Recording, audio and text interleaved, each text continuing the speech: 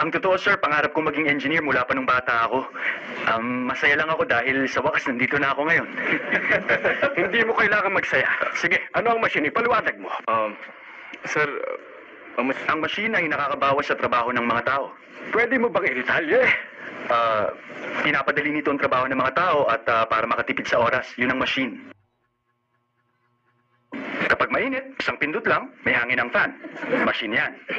Para makausap ang kaibigang nasa malayo, telepono. Machine din yun. Mag-compute ng milyon ng segundo lang, calculator. Machine din. Sir, halos napapaligiran tayo ng mga machine. Ang dulo ng pen, o zipper ng pantalon, machine din. Pwedeng itaas, pwedeng ibaba, taas, baba, taas, baba. Definition ang gusto ko marinig. Sir, sinabi ko na, di ba? Yun ba ang ilalagay ko sa exam? Na ang machine, taas pa ba? Taas pa ba? Sino ba? Ikaw.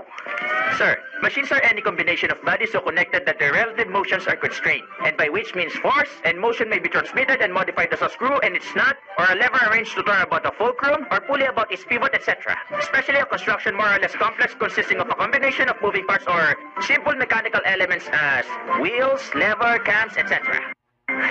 Mahusay.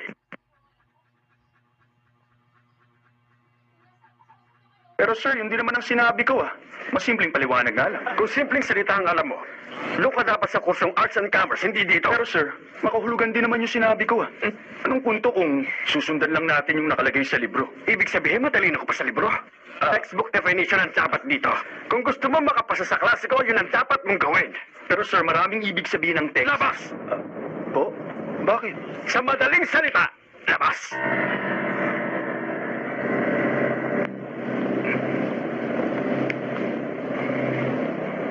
Idiot! So, ang pinag-uusapan natin ngayon ay tungkol sa machine. Sandali, bakit ka bumalik? Ay, nalimutan ako, sir. Ano yun? Instruments that record, analyze, summarize, organize, debate, and explain information that are illustrated, non-illustrated, hardbound, paperback, jacketed, non-jacketed, with forward, introduction, table of contents, index that's intended for the enlightenment, understanding, enrichment, enhancement, and education of the human brain, the sensory root of vision, sometimes touch. Anong ibig mo sabihin sa mga sinabi mo? Simple lang, sir. Libro. Nalimutan ko libro ko. Pwede mo namang sabihin na simple, ha? Sinubukan ko kanina, sir. Pero ayaw nyo na simple, di ba?